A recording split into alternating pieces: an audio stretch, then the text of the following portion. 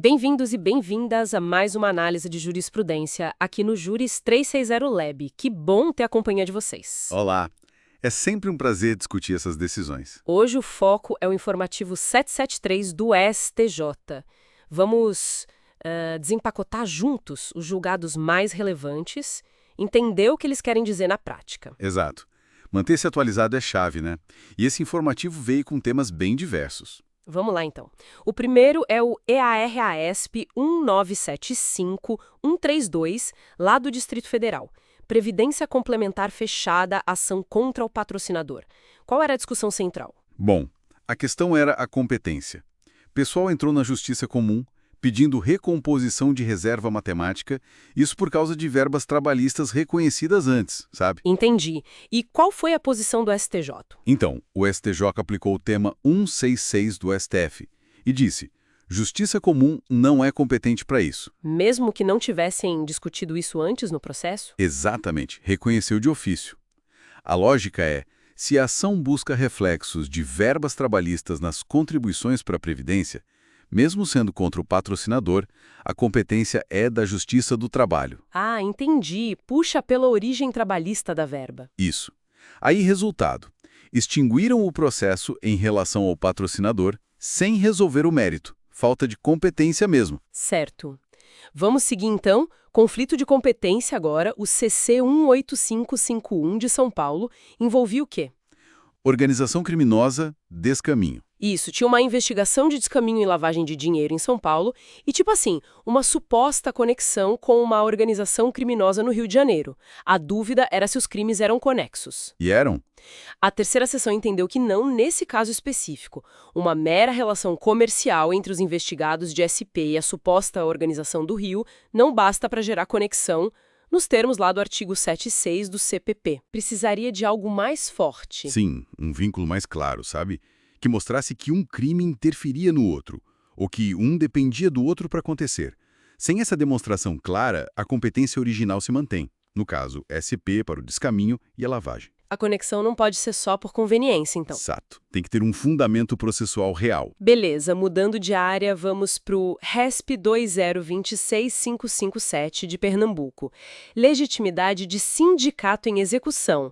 O que ficou definido aí? Olha, aqui a primeira turma consolidou um entendimento importante.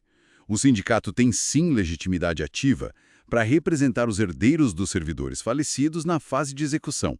Ele atua como substituto processual. E isso vale mesmo se o servidor morreu antes da ação começar? Sim, independentemente do momento do óbito, seja antes ou durante a ação de conhecimento ou a execução. É um reforço bem grande do papel do sindicato, né?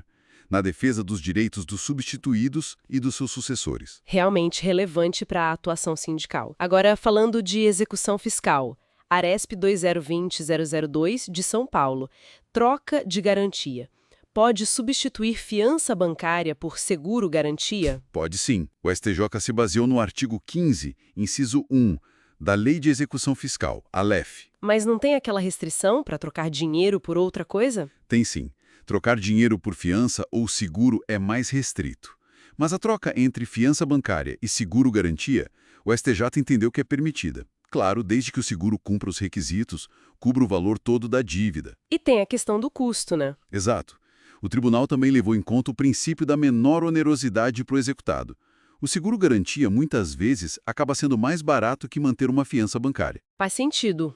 Bom para quem está sendo executado. Agora, tributário. RESP 2010-360 do Rio Grande do Sul. PIS/COFINS não cumulativo e ICMS-ST. Uma discussão quente, hein? Com certeza. A questão era se o ICMS pago por substituição tributária, aquele ICMS-ST, entra no custo de aquisição da mercadoria para gerar crédito do PIS e COFINS. E a resposta foi? Positiva. A primeira turma disse que sim. Entendeu que o ICMS-ST, como é um custo que o comerciante, o substituído, paga e não recupera diretamente na sua escrita fiscal, ele compõe o custo de aquisição da mercadoria. E por ser custo, gera o crédito. Isso. Gera o direito ao crédito de PIS/COFINS no regime não cumulativo. É importante frisar, né, que não se estava discutindo tirar o ICMS-ST da base de cálculo do PIS e COFINS. Isso é outra história, o tema 1125 lá. Aqui era sobre o direito ao crédito. Uma distinção importante. E citaram o CARF? Citaram sim. Mencionaram que o CARF já vinha entendendo nesse sentido. Impacto grande para muitas empresas varejistas, imagino. Para fechar esse bloco, um recurso em mandado de segurança, o RMS 70020 de Sergipe. E licença para mandato classista de servidor público. Isso. A discussão era sobre quantos servidores podem ser liberados para exercer mandato em sindicato. Se a administração é obrigada a liberar um número X. E qual foi a conclusão? A segunda turma analisou a Constituição de Sergipe, que usa a expressão até, tipo até 3 ou até 6 servidores. Essa palavra até foi chave. Indica que não é um número fixo obrigatório. Exatamente. Indica que há uma margem de decisão para a administração pública, é um ato discricionário, a gestão precisa avaliar a necessidade do serviço, o princípio da continuidade. Então, o direito à licença existe, mas quantos vão ser liberados depende dessa análise da administração. Isso mesmo. Não é um direito absoluto quanto ao número de dispensados. A administração pondera para não prejudicar o serviço público. Bom, passamos por 6 julgados bem variados mesmo. Competência, penal, sindical, execução, tributário, administrativo. Pois é, uma amostra da amplitude do trabalho do STJ. E como essas decisões, desde quem julga até os limites de uma licença, afetam diretamente a vida das pessoas e a administração pública. Muita coisa para refletir. A gente continua no próximo bloco. Combinado. Até lá. Olá! Voltamos para mais um bloco, né? Continuando nossa conversa sobre o informativo 773 do STJ. Isso aí. Tem mais coisa boa pra gente analisar, mais 6 julgados, né? Vamos lá, então. Qual o primeiro da lista? Então, o primeiro que a gente separou aqui é o ARESP 1865832, lá de São Paulo. Segunda turma, Direito Previdenciário. Ah, aquele do servidor público municipal, né? Que envolvia adicional de insalubridade e aposentadoria especial. Esse mesmo. A questão era se só recebia o adicional, sabe, aquele dinheiro a mais por trabalhar em condição insalubre, se isso por si só já garantiu o reconhecimento do tempo como especial para aposentar mais cedo. E a resposta foi não, certo? Lembro de ter lido o destaque. Parece meio estranho à primeira vista, mas... Não garante automaticamente. O ponto central, assim, é que são coisas diferentes, né? O adicional é um direito trabalhista. Às vezes está na CLT, às vezes numa lei do município. Entendi. Uma coisa é o direito do trabalho. Exato. Já a aposentadoria especial, aí a regra é federal, é previdenciária. Para ter esse direito, precisa comprovar a exposição aos agentes nocivos de um jeito bem específico que a lei previdenciária exige. Com laudos técnicos, tipo o PPP. Isso, o perfil profissiográfico previdenciário. Não adianta só mostrar o contra-cheque dizendo que recebeu adicional de insalubridade. Tem que ter a prova técnica nos moldes previdenciários. Os critérios são outros, a finalidade é outra. Ficou claro. Uma coisa é o dinheiro a mais do mês, outra é o requisito para aposentar antes. Ok, e o próximo? O próximo é um RESP lá da terceira turma, também de São Paulo, o 2.049.636. Esse tem 2 partes, na verdade, sobre plano de saúde com cobertura para parto, para obstetrícia. 2 partes no mesmo recurso. Interessante. Qual a primeira? A primeira foi sobre a inscrição de um bebê recém-nascido no plano. Só que o bebê era neto do titular do plano, filho de uma dependente. Ah, o filho da filha do titular, por exemplo. E a operadora não queria inscrever. Exato. A operadora recusou e o STJ disse que essa recusa é ilícita, é contra a lei. E por quê? Qual foi o argumento? O argumento principal foi a interpretação da palavra consumidor lá no artigo 12 da Lei dos Planos de Saúde. A lei garante a inscrição do filho do consumidor. E o STJ entendeu que consumidor não é só o titular. Isso. Entendeu que o dependente também é consumidor para fins daquela lei. Então, se a mãe é dependente e, portanto, consumidora, o filho dela recém-nascido tem o direito de ser inscrito no plano sem carência, igual ao filho do titular. Entendi. A proteção se estende ao filho do dependente também. E a segunda parte desse mesmo julgado? A segunda parte foi sobre quem paga a conta se esse mesmo bebê precisar ficar internado por mais de 30 dias depois do nascimento. Ah, porque a lei dá uma cobertura automática nos primeiros 30 dias, né? Mesmo sem inscrição formal. Exatamente. Mas e se o tratamento precisar continuar depois disso? A operadora pode simplesmente parar de cobrir a internação se o bebê ainda não foi formalmente inscrito? Imagino que não, seria complicado para a família. Pois é, o STJ considerou que seria abusivo interromper o custeio. A proteção do plano tem que continuar até a alta médica do bebê. Mas e como fica financeiramente? A operadora cobre tudo? Quase. O STJ criou uma solução tipo intermediária. Chamou o bebê de usuário por equiparação temporária.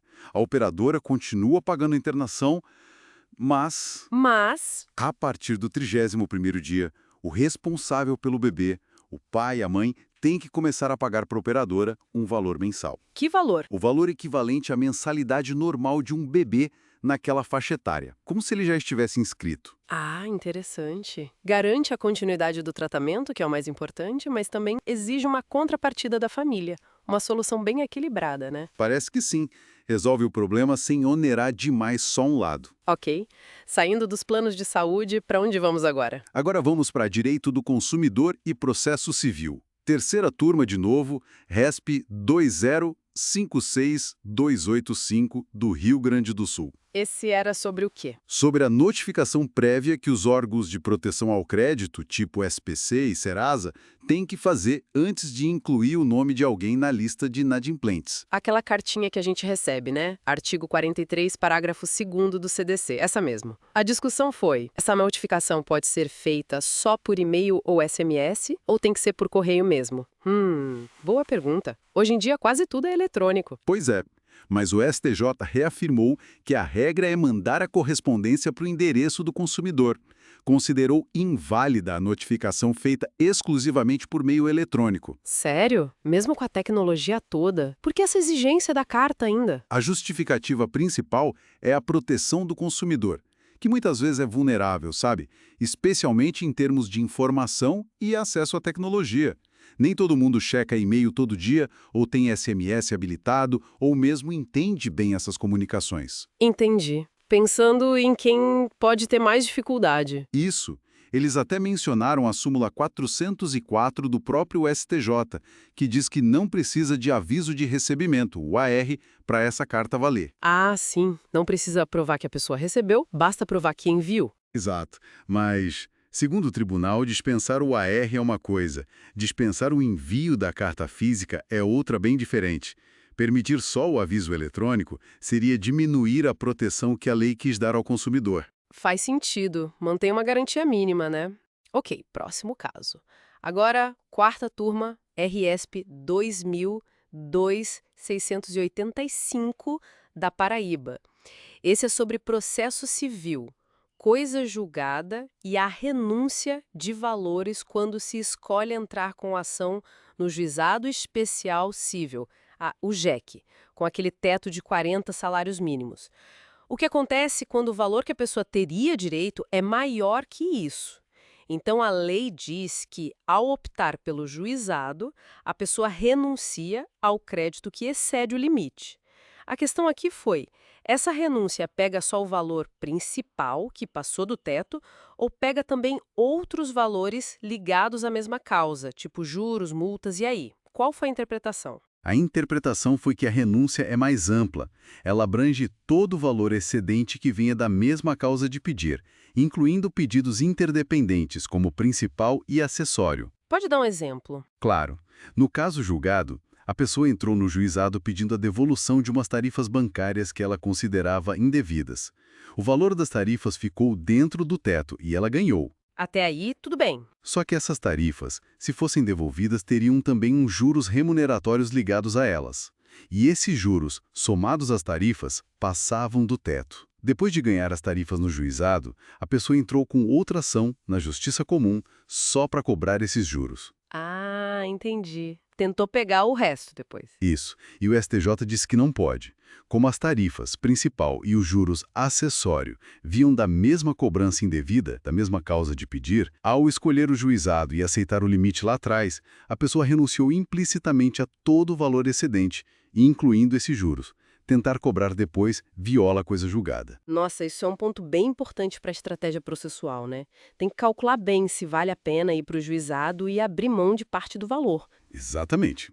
A escolha pelo procedimento mais rápido do juizado tem esse preço, digamos assim. É o que diz o artigo 3º, parágrafo 3º da Lei 9.099. Entendido. E para fechar o bloco, qual o último julgado? O último é da 5ª turma, Direito Processual Penal. É o ARSP 2.265.981, de Santa Catarina. Processo penal. Sobre o quê? Sobre a revelia do acusado. Especificamente, quando o réu muda de endereço e não avisa o juízo e, por causa disso, não é encontrado para os atos do processo. A revelia decretada nesse caso é válida ou gera nulidade? E aí? É válida? Sim, é válida. O STJ diz que não tem nulidade nenhuma nesse caso. E qual o fundamento? Principalmente o artigo 565 do Código de Processo Penal. Ele diz basicamente que nenhuma das partes pode pedir anulação de alguma coisa se foi ela mesma que deu causa àquela nulidade. Aplica aquele ditado, né? Não se pode beneficiar da própria torpeza. Exatamente. E também o princípio que proíbe o comportamento contraditório, o tal do venere contra factum proprium. Se o réu foi citado no início, ele sabia que existia um processo contra ele. A partir daí, ele tem o dever de manter o endereço atualizado nos autos. É uma obrigação dele, então. Sim. Se ele muda e não avisa e depois não é encontrado, a culpa é dele. Ele não pode lá na frente reclamar que a revelia foi injusta ou que o processo é nulo por isso. A responsabilidade por ser localizado nesse caso não pode ser jogada nas costas do judiciário. Entendido. Um lembrete importante para quem responde a processo criminal. Mantenha seu endereço atualizado. Fundamental. Bom, e com isso a gente encerra mais essa rodada de análises aqui do informativo 773 do STJ. Foi bastante coisa, né? Previdenciário, plano de saúde, consumidor, processo civil, processo penal, julgados bem variados. Sim, decisões bem relevantes em várias áreas. Mas olha, ainda tem mais pela frente. A gente se encontra no próximo bloco para continuar essa exploração do informativo. Combinado. Até lá. Olá! Seguimos aqui com nossa análise do informativo 773 do STJ, que, olha, veio bem extenso mesmo. Verdade.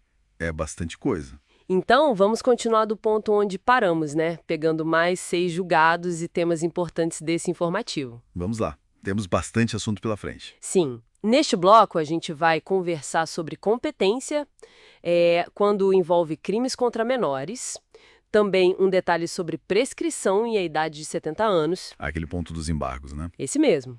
E também sobre a atuação da Polícia Federal depois que a competência é deslocada para a Justiça Estadual. Um tema processual bem relevante. E mais um caso de estupro de vulnerável, focando de novo em competência.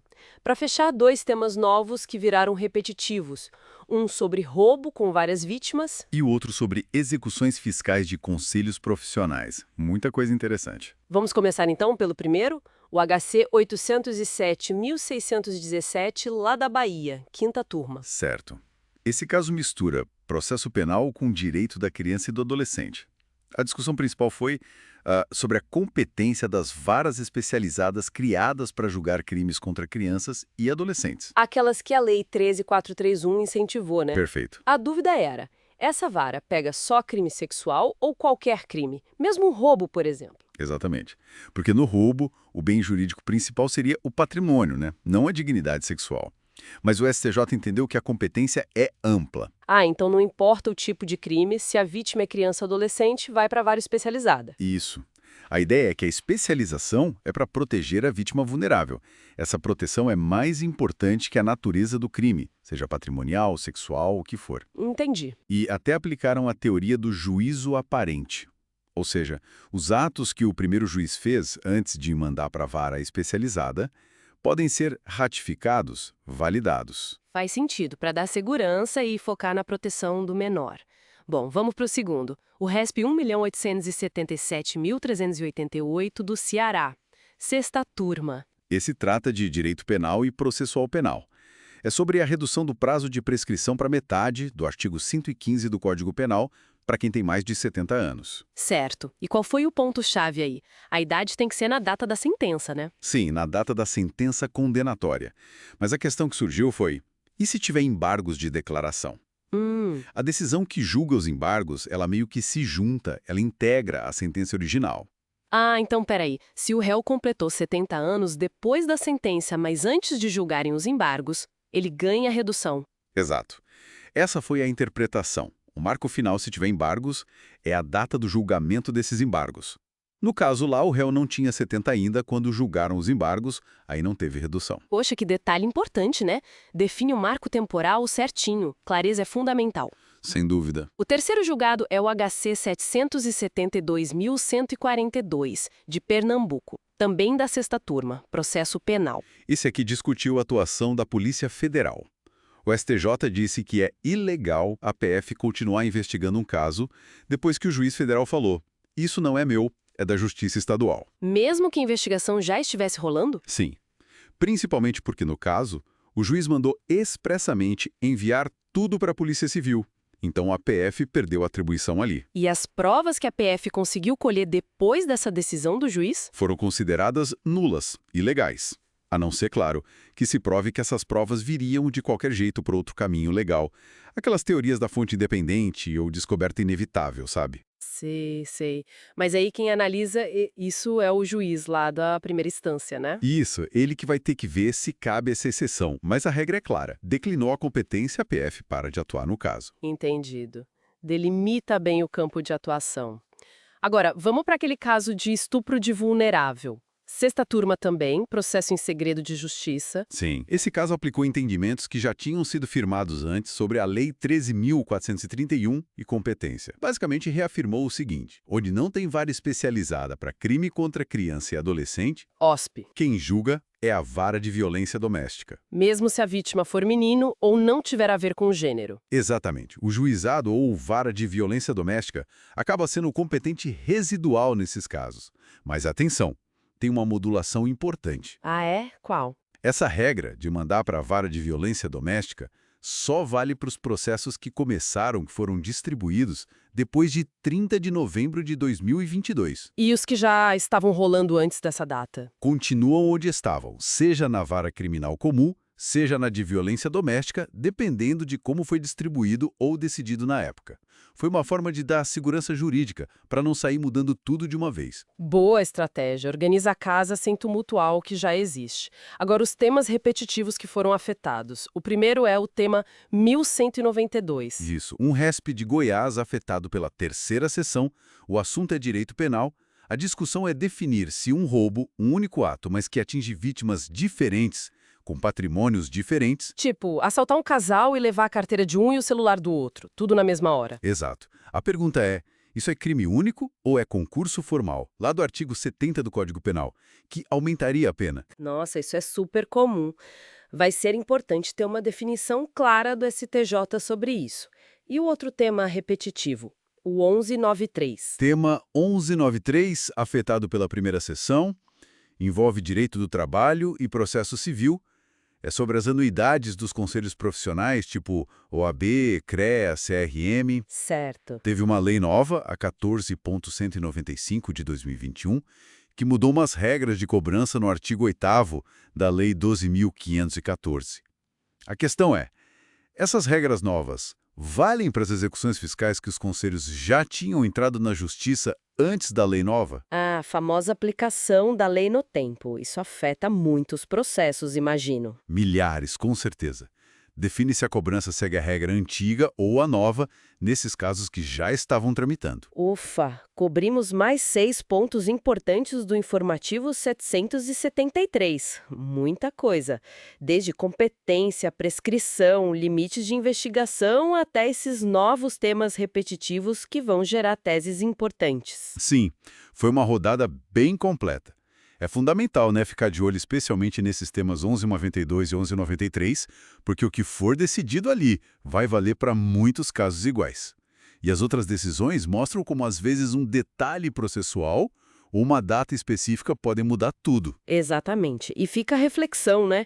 Como conciliar essa busca por especialização na justiça, que é importante, com regras de competência que sejam claras para todo mundo e, ao mesmo tempo, como lidar com o impacto das mudanças, seja de lei ou de entendimento, nos processos que já estão aí, correndo.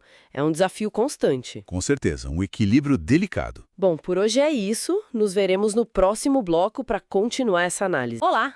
Vamos direto para o nosso último bloco de análise do informativo 773 do STJ. E a gente continua a conversa, né? Isso aí. Agora vamos focar nas afetações para julgamento como recurso repetitivo e também um cancelamento importante. São definições cruciais que vão guiar muitas decisões futuras. Exatamente. E só para quem está ouvindo lembrar, repetitivo significa que o STJ vai firmar uma tese, uma orientação que vale para todo o país em casos iguais, né? Traz mais segurança jurídica. Perfeito. Então vamos lá. Começando com o primeiro, tema 1194. Veio lá do Rio Grande do Sul, afetado pela terceira seção. É direito penal na veia, né? Exato. A controvérsia aqui, olha, é bem técnica. É o seguinte, a confissão que o réu faz, mesmo que o juiz lá na sentença não tenha usado ela para condenar, sabe? Nem em primeira, nem em segunda instância. Mesmo assim, essa confissão ignorada, digamos, ela obriga o reconhecimento daquela atenuante do artigo 65, a da confissão espontânea. Ah, entendi. Quer dizer, basta confessar no processo, mesmo que o juiz não use isso para fundamentar a condenação, para ter direito à pena menor. Essa é a questão. Qual o peso dessa confissão que, não foi aproveitada na decisão? O STJ vai ter que definir isso. Bem interessante mesmo. Seguindo, agora para execução penal. Tema 1195. Esse vem de Minas Gerais. Isso, também da terceira seção. Aqui a gente está falando de comutação de pena, aquele perdão parcial que costuma vir por decreto presidencial. Certo, um indulto natalino às vezes tem comutação junto. Exato. A dúvida é sobre um decreto específico, o de 2017. Será que o preso pode ter a pena comutada, mesmo se ele cometeu uma falta grave, tipo uma indisciplina séria lá no presídio, nos 12 meses antes do decreto ser publicado? Parece que não poderia, né? Falta grave geralmente impede benefícios. Pois é, mas o ponto-chave é, e se essa falta grave aconteceu, mas ela ainda não tinha sido, digamos, oficializada por um juiz, não foi homologada judicialmente naquele período de 12 meses? Ah, tá. A falta existiu de fato, mas não no papel judicialmente falando, naquele prazo. Exatamente. Essa falta não homologada impede a comutação, ou só a falta já reconhecida pelo juiz que impediria. É isso que o tema vai uniformizar. Entendi. A formalidade aí pode fazer toda a diferença. E, continuando na execução penal, o tema 1196, esse envolve o pacote anticrime, que sempre dá o que falar. Sim, com certeza. Aqui a controvérsia é sobre progressão de regime. Aquela mudança para um regime mais brando, sabe? Do fechado para o semiaberto, por exemplo. Sei. O caso específico é do condenado por crime hediondo com resultado morte, e que, além disso, é reincidente genérico. Ou seja, já tinha outra condenação antes por um crime comum, não hediondo. Certo. Um cenário bem específico. E aí a questão é, a lei de crimes hediondos tinha uma regra antiga, que já foi até revogada, mas que talvez fosse mais benéfica para esse preso progredir. O pacote anticrime, de 2019, trouxe regras novas mais duras, lá no artigo 112 da Lei de Execuções Penais. E aí, fica a dúvida, qual lei usar? Exato. Pode aplicar a lei antiga, que era mais branda, mesmo ela estando revogada, por causa daquele princípio da lei penal mais benéfica. Ou tem que aplicar a regra nova, mais rigorosa do pacote anticrime. É essa a briga. Clássico conflito de leis no tempo em matéria penal. Agora, o último tema afetado que a gente vai ver, o 1197. Também penal, mas ligado à Lei Maria da Penha. Isso. Aqui a discussão gira em torno do famoso bis in idem, aquela proibição de punir alguém 2 vezes pela mesma coisa. Certo. Gravante, junto com as outras proteções e disposições da própria Lei Maria da Penha, isso seria um bis in idem. Seria punir 2 vezes pela mesma circunstância, que é a violência de gênero no ambiente doméstico. Entendi. É uma questão bem delicada, né? Como equilibrar a proteção reforçada que a Lei Maria da Penha busca com os princípios gerais do direito penal, como o de não punir duplamente. Exatamente. Uma definição importante que está por vir. E para a gente fechar esse bloco de repetitivos, tem uma notícia diferente. Um cancelamento de afetação. O tema 1042. O que aconteceu aí? Pois é. A primeira sessão do STJ decidiu cancelar a afetação desse tema 1042. Isso significa, na prática, que aquela controvérsia que ia ser julgada sob o rito dos repetitivos, bom, não vai mais ser. Ah, desistiram de firmar a tese naquele caso? Isso. O informativo não entra em detalhes do porquê, só registra que a decisão foi em abril de 2023. Mas o efeito prático é que os recursos especiais que estavam ligados a esse tema, lá de Santa Catarina, e outros processos que talvez estivessem suspensos por causa dele, Sim. agora eles voltam a tramitar normalmente. Cada caso vai ser decidido individualmente, sem esperar uma tese vinculante do STJ sobre aquele ponto específico. Entendido. Então tivemos aí 4 temas importantes sendo preparados para definição de tese: confissão, comutação, progressão de regime e Maria da Penha, e um tema que saiu dessa fila dos repetitivos. Fica bem claro esse trabalho constante do STJ para tentar uniformizar as coisas, né? Sem dúvida. Essas futuras decisões vão ter um impacto gigantesco no dia a dia dos tribunais, dos advogados, de todo mundo que trabalha com isso. E fica até uma reflexão, né? Como essa dinâmica de afetar temas, criar teses firmes e, às vezes, como a gente viu agora, cancelar uma afetação, como isso mexe com a nossa percepção de segurança jurídica, de previsibilidade. É um equilíbrio delicado, né? Entre uniformizar e permitir que o direito evolua. Excelente ponto para a gente pensar a respeito. Bom, com isso, a gente encerra essa nossa análise do informativo 773 do STJ. Esperamos que essa conversa tenha sido útil. Tomara que sim. E se você gostou, não esquece, se inscreve aqui no canal, deixa o seu like, ajuda muito o Juris 360 Lab a continuar trazendo esse conteúdo. A gente agradece demais a companhia e até a próxima. Até a próxima, pessoal.